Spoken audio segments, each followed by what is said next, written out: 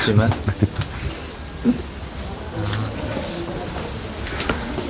저희가 이제 한국어 이제 교육 관련 일을 하는데 뭐 일부러 그렇게 이제 뽑으려고 한 건 아니지만 좀 하다 보니까 좀 다양한 국적의 분들과 함께 좀 일을 하게 되었고요. 저희 지금 총 8명 팀원을 이제 구성을 해서 좀 진행을 하고 있습니다. 그 중에 거의 이제 외국인 분들이 훨씬 더 많으신 거죠? 네, 지금 이제 여기 보이시는 분들이 다 좀 해외에서 오신 분들이셔가지고 브라질에서 오신 분 2분 계시고 그다음에 폴란드에서 오신 분, 네네. 칠레에서 오신 분, 미국에서 오신 분 이렇게 계십니다.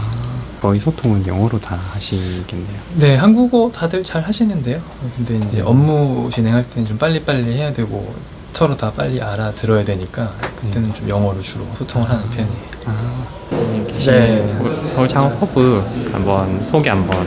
네, 여기 들어온 지 2년이 돼가지고 다음 달 중순에는 이제 다른 곳으로 이사를 가게 됐습니다. 창업허브는 보통 1년이 이제 기본이고 이제 이쪽에서 제시하는 KPI를 3가지를 달성을 하면 1년 더 연장을 할 수 있는 그런 시스템으로 되어 있더라고요. 그래서 이 공간을 굉장히 선호했는데 막상 떠나게 되니까 굉장히 좀 아쉽습니다. 더 있고 싶은데 2년을 꽉 채워가지고 2층 같은 경우는 뭐 카페도 있고요. 네네. 이제 저쪽 안쪽으로 해가지고 오픈된 공간도 있어요. 누구나 네. 들어와서 네네. 작업할 수 있는 아주 깔끔하게 잘 되어 있는 공간이어서 저도 사실은 창업하기 전에 여기서 1층에서 작업을 많이 했어요. 왜냐면 너무 잘 공간이 좋기도 하고 무료기도 하니까 네. 처음에는 저기 서울 강동구에서 네. 거기서 이제 지자체의 도움을 받아가지고 거기서 사무실을 열어가지고 한 1년 반 정도 거기서 도움을 받다가 그 다음에 이제 여기 다행히 좀 입주를 하게 되어가지고 그때부터 여기서 사무실 운영을 하고 있었어요. 그다음에 이제 여기 뭐 보시는 것처럼 2층에는 투자 회사들이 입주를 해 있어요. 그래서 이제 뭐 여러 루트가 있겠지만 여기 들어오는 루트가 크게 한 2-3가지. 네. 첫 번째는 이제 여기 입주해 있는 투자사에 투자를 받으면 그게 좀 할당을 해주는 것 같더라고요. 그리고 아니면 이제 뭐 경진대회 같은 거 네. 좋은 성적을 거두면 약간 부상처럼 네.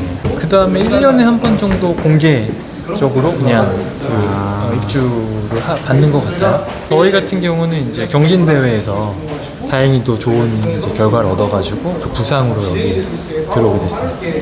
여기 보면은 뭐 그 무슨 슬라이드 미끄럼틀이 있네요.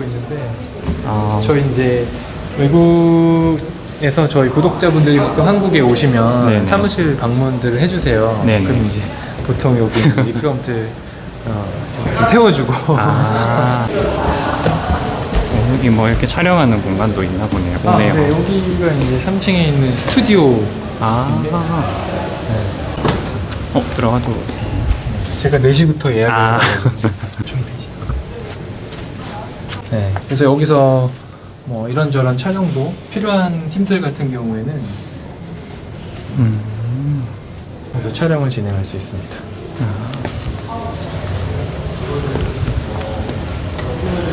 또 이제 여기가 좋은 이유 중에 하나는 이제 3층에 식당이 있기 때문에 구내 식당이 너무 중요해서 일단 기본적으로 매일 바뀌는 어떤 백반 같은 게 있는데 6,000원이거든요. 네네. 그래서 아주 가게 살림에 큰 도움이 돼요. 여기는 나름 되게 유명한 곳인데 키친 인큐베이터라고 그런 백반집만 있는 게 아니라 이 안에도 스타트업들인 거예요. 그래서 여기서 이제 한 달, 2달마다 로테이션이 돌아가는 것 같아요. 그래서 안쪽에 있는 한 3군데, 4군데에서 자신들이 만들고 있는 이제 음식을 개발해서 여기 입주해 있는 이제 회사분들이 이제 먹으면서 약간 테스트를 해주는 재밌네요. 거죠. 네. 가격도 한 뭐 7,000원, 8,000원 정도? 9,000원까지? 그 정도 수준에서 여러 다양한 음식들을 먹을 수 있으니까 꼭 백반만 먹지 않아도 좋죠.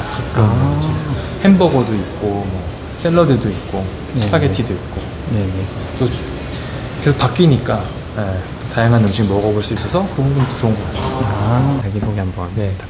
네, 여러분 안녕하세요. 저는 그 주식회사 런코리안 인코리안 대표 김태성입니다. 한 현장에서 대학에서 한 10년 정도 한국어를 좀 가르쳤고요. 그리고 2019년까지 대학에서 이제 일을 하다가 대학을 이제 그만두고 그다음에 이제 관련 한국어를 가르치는 쪽으로 사업을 좀 시작을 했습니다. 사업을 시작한 이유는 일단 대학에서 강의를 할 때에는 학기마다 제가 가르칠 수 있는 학생 수는 굉장히 좀 제한적이죠. 매 학기 좀 매일 반복되는 내용들을 비슷비슷한 학생들한테 가르치는 거에 대한 좀 생각도 있었고, 근데 이제 경력이 조금 많이 생기고 5년, 6년 지나가고 하면서부터 조금의 이제 여유가 좀 생기기도 하고, 사실 전 세계로 보면은 2022년 기준으로 한류 팬이 1억 7,800만 명이거든요. 순수하게 그 중에서 한국어를 배우는 학습자를 추산해도 4천만 명, 5천만 명으로 굉장히 많은데 이분들은 한국에 다 올 수가 없죠.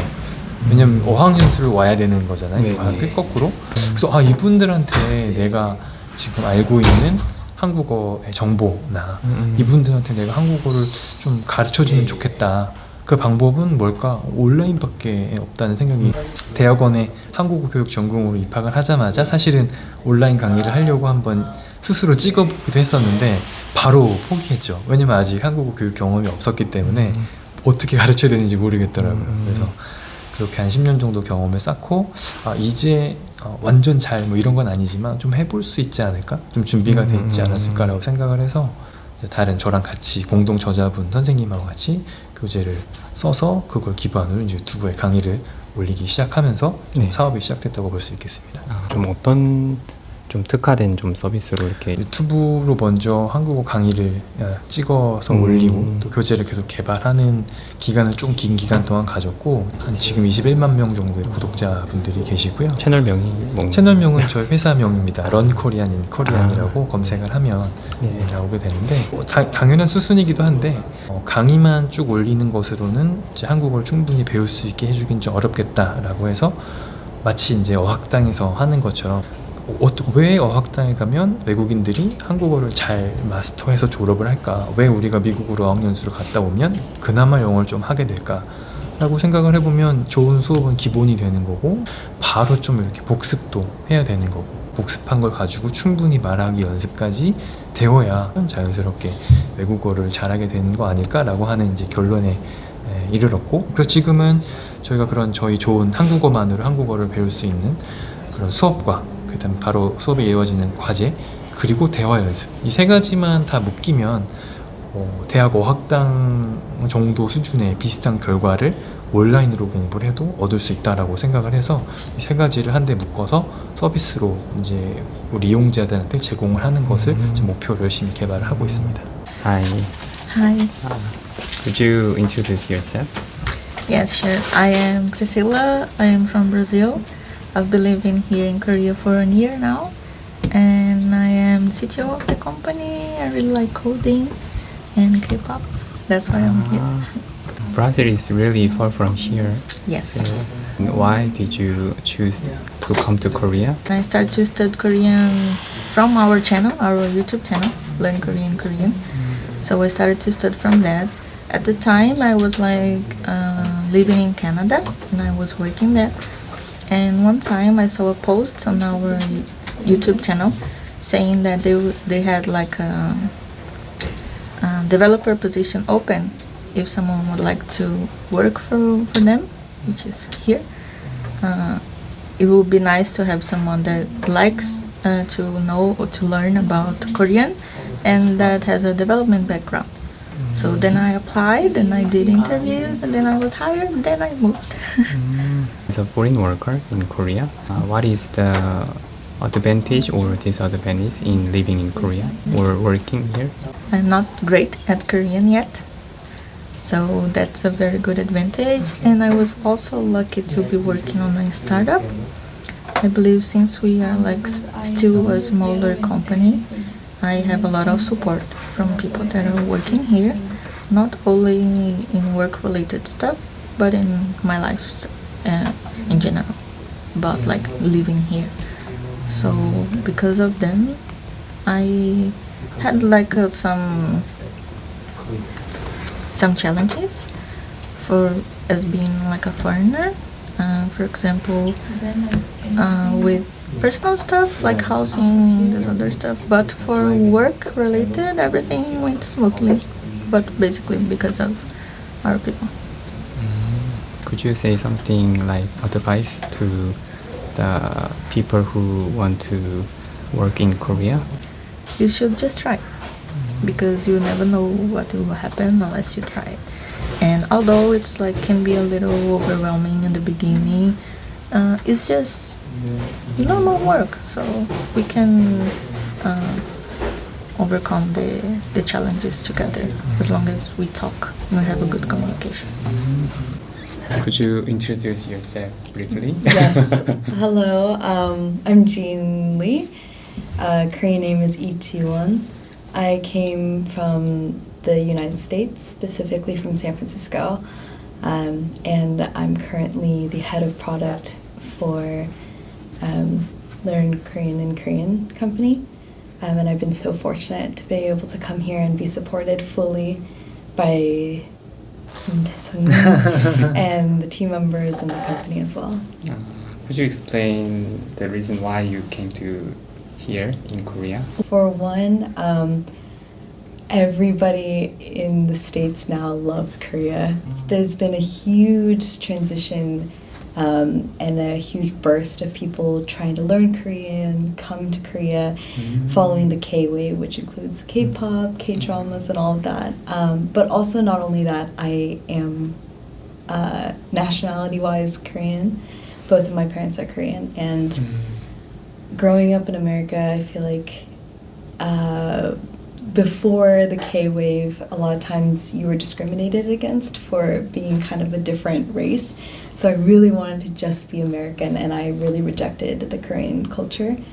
And I've grown really apart from understanding the culture, the language, and all of that. And I wanted to gain more of that by coming here, and as well as being closer to my family in Korea. How long have you been here? It's been a little over 1 week. Only 1 week? Yes. Is it good to live in Korea so far? So far, fantastic. I think I came at a great time because the weather is so nice. But back in the States, we don't experience cold weather. So I'm a little nervous for winter that's coming up. But Is it going to be your first winter? my first Really? like real winter. Wow. Yeah. So like around 60 degrees, I think that's 20-ish degrees Celsius is kind of the lowest I've experienced. So the negatives is very terrifying. 무서워요.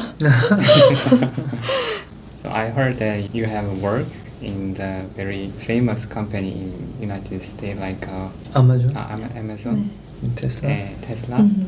So it is very big company. Yeah. So what is the difference? Or anything like cultures and people? Could you tell Yeah. anything? So many differences. Yeah. First of all, obviously the size. Both at Tesla and Amazon, they're such huge, already established companies. But both are quite fast-paced. I thought they were fast-paced, but I think not quite to the level of a startup. I think a huge difference, though, is when a company is already so established, you start to fall into a rhythm of kind of doing the same things over and over again, Yeah. where you're just maintaining something that's already created, and there's not a lot of growth, there's not a lot of opportunities, and you can feel very stagnant. Whereas with something like a startup, you have this vision, you have the potential, you have something to work towards, and you have so much room for growth, and I'm already experiencing that in 1 week. And so, I think that's part of the reason so many people are leaving big companies and going to startups, is because it's a scary thought to just feel stuck in your career, and where are you going to go from there if life gets boring, if you can't even feel growth in your career or your work life. And so I think that's one of the biggest culture shocks, is kind of how fast-paced things are, how things are continuously moving.